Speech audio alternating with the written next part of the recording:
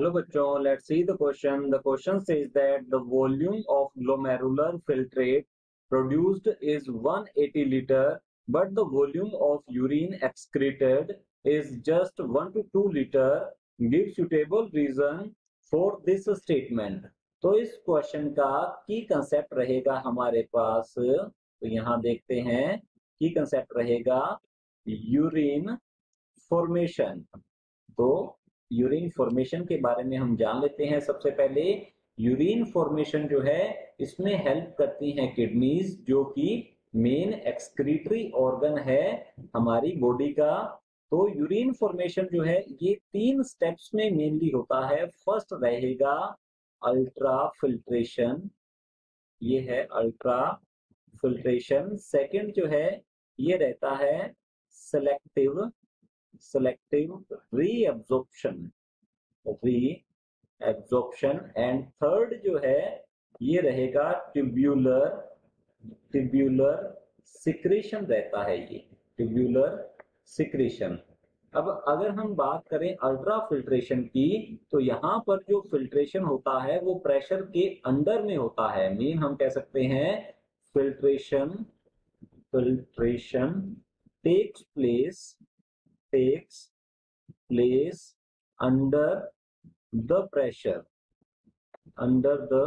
Pressure, और वो जो हाई प्रेशर है वो होता है GFP, ग्लोमेरुलर फिल्ट्रेशन प्रेशर। और ये प्रेशर जनरेट होता है बिकॉज एफरेंट आर्टेरियोल और इफरेंट आर्टेरियोल रहती है नेफ्रॉन में, तो उनका जो डायमीटर है उसमें डिफरेंस रहेगा। एफरेंट आर्टेरियोल जो है उसका डायमीटर ज्यादा होता है, वो वाइडर होती है, और इफरेंट आर्टेरियोल जो कि ब्लड को लेकर जाती है वोमेन कैप्सूल से, या फिर हम कह सकते हैं नेफ्रॉन के मेलपिजियन बॉडी से आगे की ओर, तो ये जो है इसका डायमीटर रहेगा कम, ये नैरोअर होती है, जिससे कि ग्लोमेरुलस और कैपिलरी नेटवर्क जो है वहां पर एक हाई प्रेशर जनरेट होता है, जिसके अंडर में ये जो फिल्ट्रेशन है ये होता है, जिसे कहते हैं हम ग्लोमेरुलर फिल्ट्रेशन प्रेशर। तो ये प्रेशर के अंडर में जब फिल्ट्रेशन होता है तो होगा क्या, इससे नेफ्रिक फिल्ट्रेट जो बनता है, तो हम यहाँ कह सकते हैं इस अल्ट्रा फिल्ट्रेशन से जो नेफ्रिक फिल्ट्रेट और इनिशियल फिल्ट्रेट जो बनता है, तो इसके बारे में हम लिखेंगे इनिशियल फिल्ट्रेट जो है ये फिल्ट्रेट। इसमें क्या होगा, इसमें हमारे जो मेन असेंशियल सब्सटेंसेस होते हैं, लाइक इसके अंदर वाटर होता है हाई क्वांटिटी में, और इसके साथ ही इसमें होती है यूरिया मीन नाइट्रोजनस वेस्ट, और अमोनिया भी होती है इसमें नाइट्रोजनस वेस्ट की फॉर्म में, और इसके अंदर ग्लूकोज। तो यहाँ पर मेन सब्सटेंसेस में ग्लूकोज होती है, इसमें जो वाटर सोल्यूबल वाइटामिन्स होते हैं वो भी प्रेजेंट होते हैं, वाइटामिन्स हैं, इसके अंदर सॉल्ट्स होते हैं, और other substances like amino acids जो हैं, अमीनो एसिड्स ये भी प्रेजेंट होते हैं इसमें।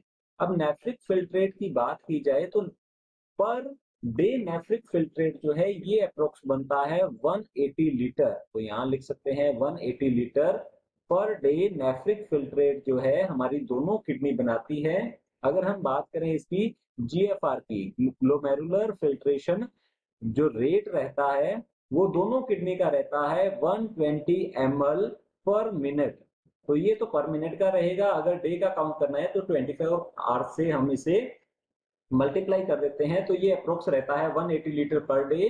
बट इतना यूरिन हम एक्सक्रीट नहीं करते हैं बिकॉज जो नेफ्रिक फिल्ट्रेट इनिशियल फिल्ट्रेट जो बना है उसके अंदर हमारे मेन सब्सटेंसेस हैं, तो इनका किया जाता है नेक्स्ट सेलेक्टिव रीअब्जॉर्प्शन। तो अब क्या होगा, आगे की ओर होता है सेलेक्टिव रीअब्जॉर्प्शन।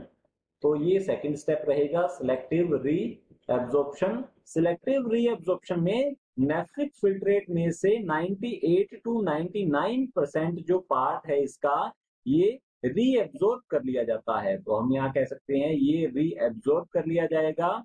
और अगर हम इसे काउंट करें तो ये अप्रोक्स रह जाता है 1 to 2 लीटर पर डे। तो यहाँ लिख सकते हैं यूरिन जो एक्सक्रीट करते हैं हम, ये इसकी जो अमाउंट रहेगी ये रहती है 1 to 2 लीटर पर डे, ये रह जाती है बिकॉज ऑफ सेलेक्टिव रीएब्जॉर्प्शन। तो यहाँ पर जो क्वेश्चन है, the volume of glomerular filtrate produced is 180 liter, but the volume of urine excreted is just 1 to 2 liter. Give suitable reason for this statement. तो इस स्टेटमेंट का सुटेबल रीजन जो है वो रहेगा सेलेक्टिव रीएब्जॉर्प्शन। अब हमने डिस्कस कर लिया है सेलेक्टिव रीएब्जॉर्प्शन का मीन है जो नेफ्रिक फिल्ट्रेट है उसमें हमारे असेंशियल सब्सटेंसेस होते हैं उनको एब्जॉर्ब कर लिया जाएगा, रीएब्जॉर्ब कर लिया जाता है, इसलिए जो यूरिन की क्वांटिटी है वो बहुत कम हो जाती है।